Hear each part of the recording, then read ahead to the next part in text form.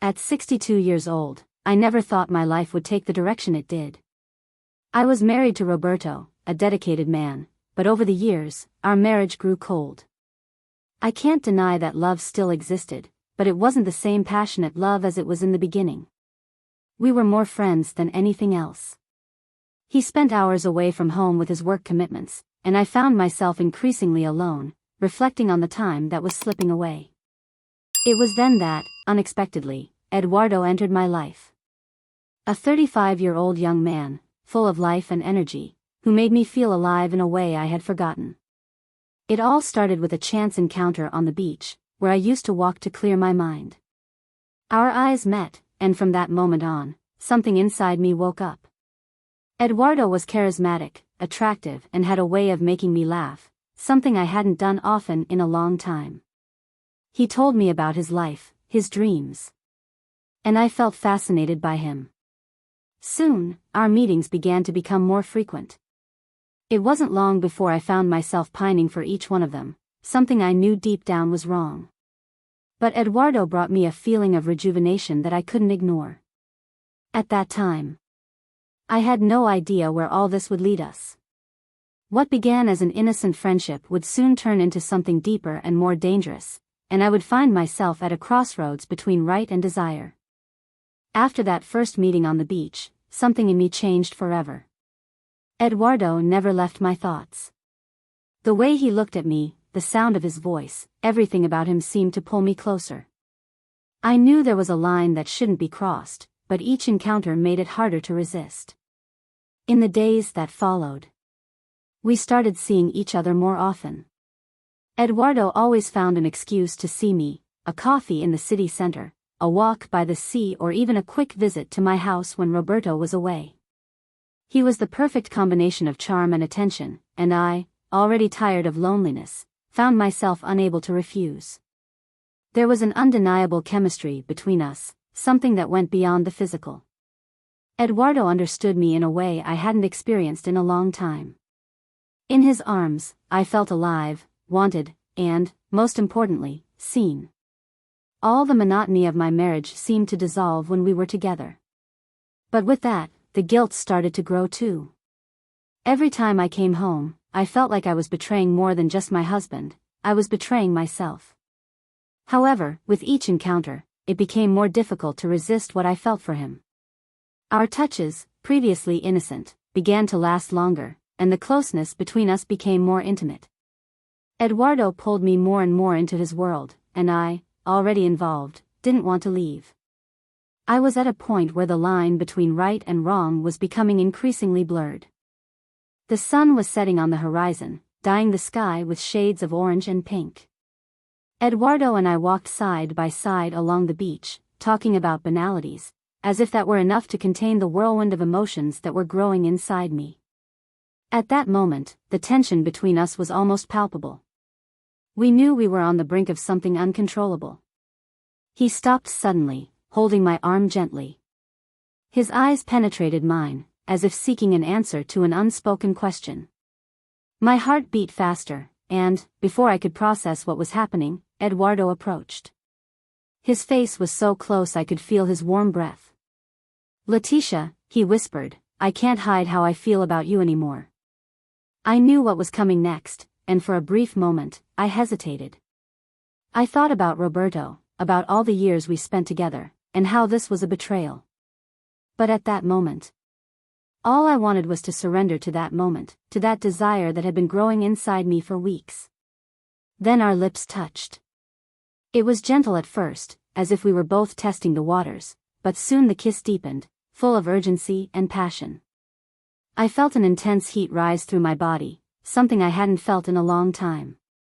Eduardo held me firmly, and at that moment, everything seemed to disappear, the world, the consequences, the guilt.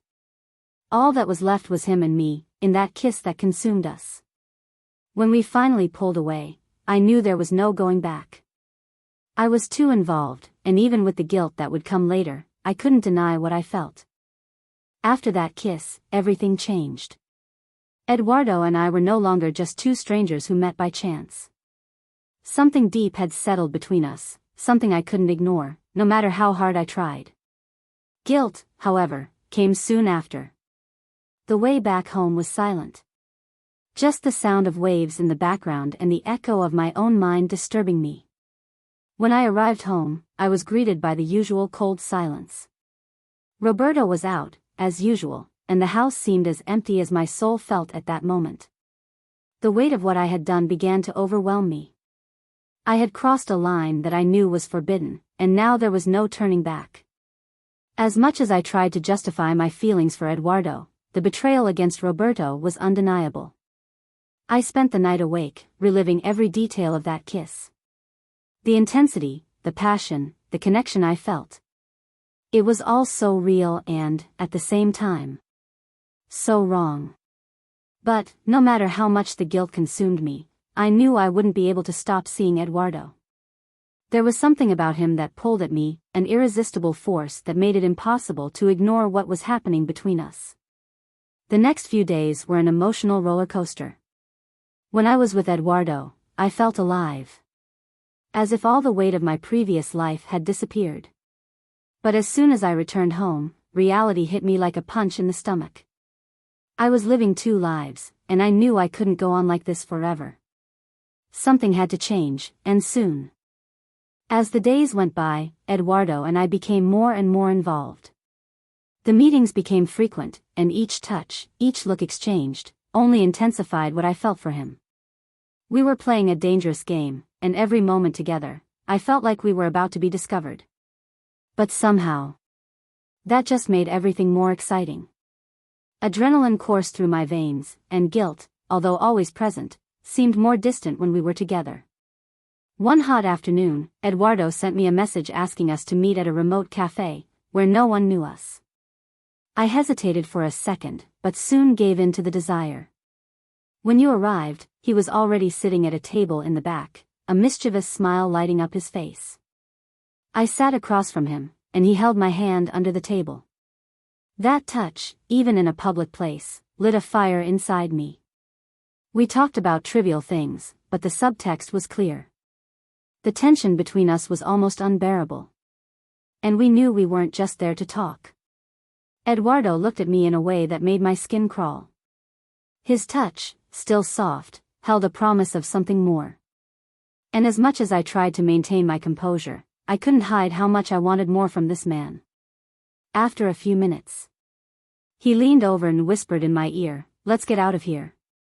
My heart quickened, and without thinking twice, I agreed. We were about to cross another line, and this time it would be definitive. I knew that after this there would be no turning back. But at that moment, all that mattered was him. We left the cafe hand in hand, the silence between us filled with expectation. Each step seemed to bring us closer to the point of no return, and the desire we felt for each other became impossible to ignore. The warmth of Eduardo's touch was comforting, and although my heart was racing with excitement, a small part of me still struggled with guilt. But at that moment, I was ready to give myself completely. Eduardo took me to a small apartment that he had rented for discreet occasions like this. As soon as we entered, the tension dissipated, replaced by a silence full of promises. He closed the door behind me and approached slowly, without rushing, as if he wanted to prolong that moment as long as possible. I felt the weight of his gaze on me as he analyzed me, every inch of my body. He placed his hands gently on my waist, and I melted into his touch. This was a moment I had anticipated since the first kiss, and now it was finally happening. Eduardo leaned over and kissed me, this time with more intensity, as if he wanted to mark that moment in our memory forever. His lips roamed my skin, and each touch seemed to set my soul on fire. I could no longer think about Roberto, about guilt or consequences. At that moment it was just me and Eduardo, surrendered to an overwhelming passion that I hadn't experienced in a long time. That afternoon, I allowed myself to forget about the outside world. Every touch, every kiss, every whisper exchanged between us took me to a place where time seemed to have stopped. When night fell, we were still together, wrapped in the intimacy we had shared. Edward looked at me with a tenderness I hadn't seen in another man in years. Time seemed to have passed too quickly.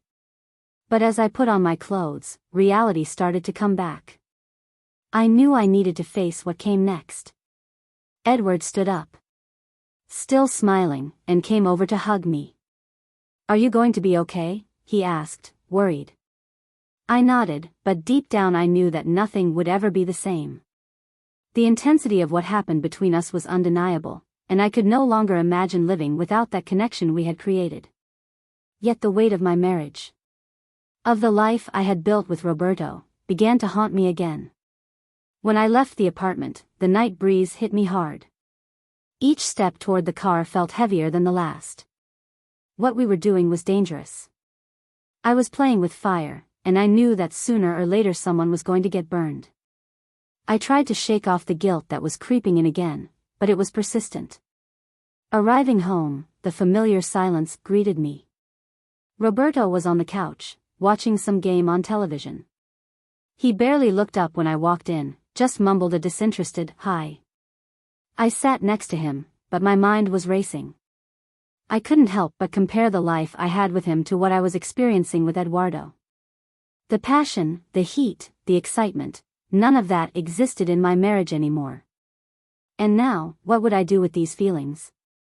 The days that followed were a mixture of anxiety and desire. Every time I met Eduardo, it felt like we were more connected. Our meetings became the center of my life. I longed for those moments, counting down the minutes until we could see each other again. The desire for him was like an uncontrollable fire. And I found myself looking for any excuse to run away from home and go to meet him. But at the same time, the tension inside me was increasing. I knew I couldn't live like this forever, torn between two very different lives. Every time I came home and looked at Roberto, the guilt grew. But it was no longer enough to stop me from following Eduardo.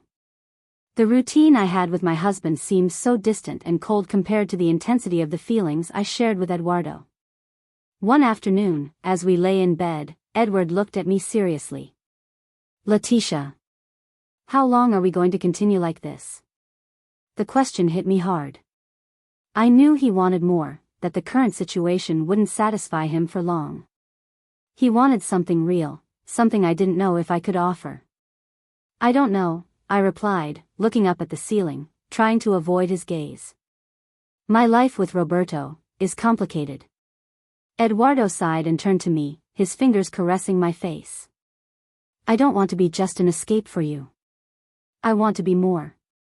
His tone was firm, but there was a vulnerability in his words that made me hesitate. I was on the verge of a difficult decision. How much longer could I keep up this dangerous game? The dilemma that Eduardo had brought up never left my mind. He wanted more, and I knew deep down that I wanted it too. But leaving Roberto, with whom I had built a life, seemed impossible. The memories of our past, the promises made, all of it weighed on my conscience. However, every moment she spent with Eduardo made the idea of living without him unbearable. A few days after that conversation, Roberto began to notice my distance. He watched me more closely, as if something was bothering him. One night, while we were having dinner, he finally broke the silence. "Leticia, you've been different lately. What's going on?" His voice was calm, but there was a note of distrust. My eyes immediately looked away from his, and my heart sped up. I knew I couldn't tell the truth. How could she look into Roberto's eyes and admit that she was in love with another man? That he had betrayed his trust? I could not. "It's just work," I lied, trying to appear casual. "I'm just tired, that's all." He nodded, but the silence that followed was thick. I knew he wasn't convinced. That same night, as I lay in bed next to Roberto, I couldn't sleep a wink. The weight of the secret I carried became unbearable. I was at a breaking point. And I knew that, soon, something would have to give. Eduardo wouldn't be patient forever, and Roberto was starting to feel like something was wrong. With each passing day, the tension within me increased. It was only a matter of time before everything exploded. The following week was marked by increasing emotional turmoil. The tension between Roberto and I was at its peak, and the pressure to make a decision became increasingly unbearable. With each passing day, doubt consumed me. What did I really want? What was more important to me, the security of my marriage or the overwhelming passion I felt for Edward? On one particular day, I went to the park where we used to meet. The sun was setting, and the golden light seemed to reflect the internal conflicts I was facing. It was there that I had made the decision to meet Eduardo for the first time, and now, that same place seemed like a symbol of my dilemma.